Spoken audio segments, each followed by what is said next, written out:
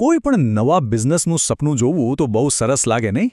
પણ એ સપનાને હકીકતમાં બદલવા માટે જે સૌથી જરૂરી વસ્તુ છે, એટલે કે પૈસા, એ ક્યાંથી આવશે? બસ આજના આ વિશ્લેષણમાં આપણે આ જ મોટા સવાલનો જવાબ શોધવાની કોશિશ કરીશું. તો સૌથી પહેલો અને સૌથી મોટો સવાલ જે દરેક નવા એન્ટરપ્રેન્યોરના મગજમાં ઘૂમતો હોય છે કે ભાઈ આઈડિયા તો જોરદાર છે, પણ એને જમીન પર ઉતારવા માટે પૈસા ક્યાંથી લાવવા? ચાલો આ સવાલના જવાબ તરફ થોડા આગળ વધીએ. આ સવાલનો જવાબ શોધવા માટે આપણે મુખ્યત્વે બે રસ્તાઓ પર વાત કરીશું. પહેલું છે ધંધા માટેની મૂડી. પછી જોઈશું ઇક્વિટી એટલે કે માલિકીનું ભંડોળ. એમાં પણ એન્જલ અને વેન્ચર કેપિટલ શું છે એ સમજીશું. અને બીજો રસ્તો છે દેવું એટલે કે ઉછીનું ભંડોળ. અને છેલ્લે આપણે એ નક્કી કરીશું કે આમાંથી કયો રસ્તો પસંદ કરવો.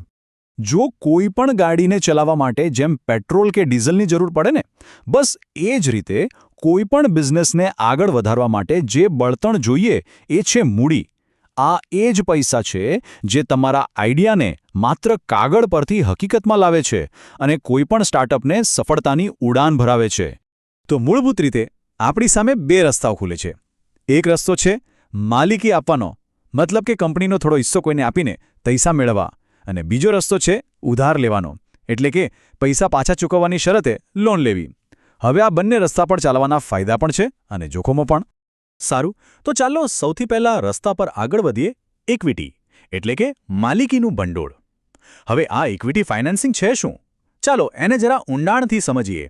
એકદમ સાદા શબ્દોમાં કહીએ તો આનો મતલબ એ છે કે તમે તમારા બિઝનેસનો એક ટુકડો એટલે કે થોડી માલિકી કોઈ રોકાણકારને આપી દો છો અને એના બદલામાં એ તમને ધંધો ચલાવવા માટે પૈસા આપે છે.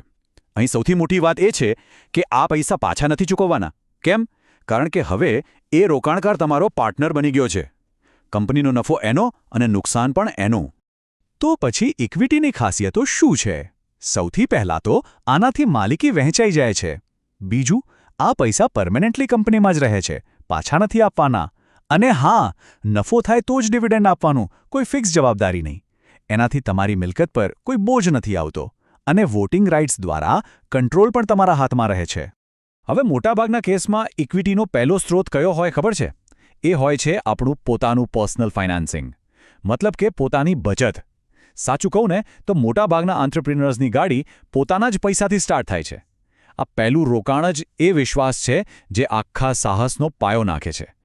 તો આ પર્સનલ ફાઇનાન્સિંગ ક્યાંથી આવી શકે? એક તો છે આપણી પોતાની બચત. બીજું, ઘણીવાર મિત્રો અને સગાવાલા પણ મદદ કરે છે. અને ક્યારેક તો ડીલર્સ કે ડિસ્ટ્રીબ્યુટર્સ પાસેથી લીધેલી સિક્યુરિટી ડિપોઝિટ પણ કામ આવી જાય છે.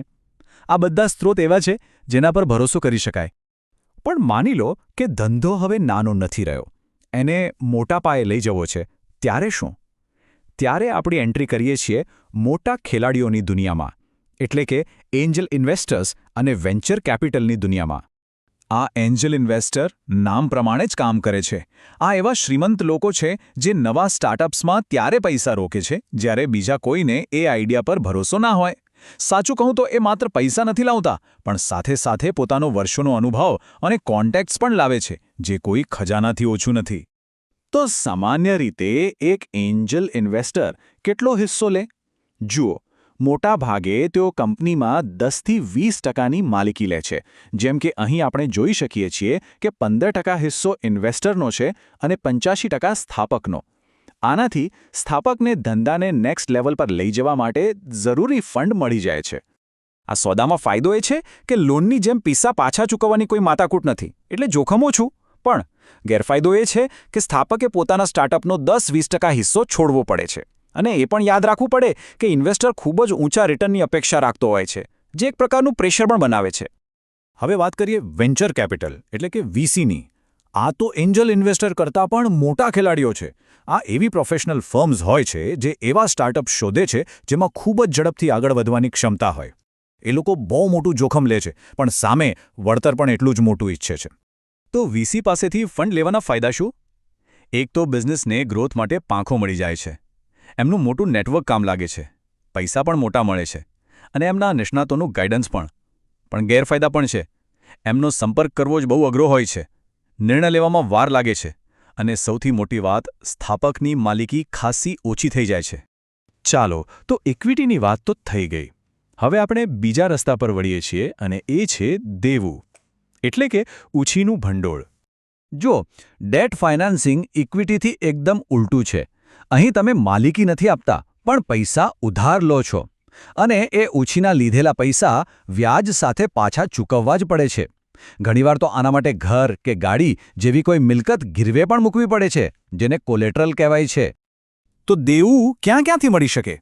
ઘણા બધા સ્ત્રોત છે, જેમ કે ડિબેન્ચર્સ, પબ્લિક ડિપોઝિટ્સ, બેંક પાસેથી લોન, બીજી નાણાકીય સંસ્થાઓ પાસેથી લોન, સરકારી ગ્રાન્ટ્સ અને ટ્રેડ ક્રેડિટ્સ. દરેક વિકલ્પના પોતાના અલગ નિયમો અને શરતો હોય છે. આ બધામાં બેંક લોન સૌથી સામાન્ય રસ્તો છે. બેંકો પણ અલગ-અલગ પ્રકારની લોન આપે છે, જેમ કે ઓવરડ્રાફ્ટ, કેશ ક્રેડિટ અને ટર્મ લોન. દરેક લોન અલગ-અલગ જરૂરિયાત માટે હોય છે. પછી એ રોજના ખર્ચા માટે હોય કે પછી કોઈ મોટું મશીન ખરીદવા માટે. સારો, તો આપણે ઇક્વિટીનો રસ્તો પણ જોયો અને દેવાનો રસ્તો પણ. હવે સૌથી મોટો સવાલ એ છે કે આમાંથી કયો રસ્તો પસંદ કરવો? પોતાનો રસ્તો કયો? અને આનો જવાબ આ એક વાતમાં છુપાયેલો છે. કોઈ પણ આંત્રપ્રિન્યોરે આ બેમાંથી એક પસંદ કરવું પડે છે. કાં તો મૂડી મેળવવા માટે પોતાના બિઝનેસનો કંટ્રોલ કોઈની સાથે વહેંચવો, અથવા તો કંટ્રોલ પોતાની પાસે રાખીને દેવું ચૂકવવાની જવાબદારી સ્વીકારવી. તો છેલ્લો સવાલ એ જ છે, પોતાના સપનાના સાહસ માટે કયું જોખમ લેવું વધુ યોગ્ય છે? માલિકી વહેંચી દેવાનું જોખમ કે પછી દેવું ચૂકવવાનું જોખમ? યાદ રાખજો, દરેક મોટી સફળતાની પાછળ આવો જ કોઈ મોટો અને અઘરો નિર્ણય છુપાયેલો હોય છે. એ નિર્ણય કયો હશે?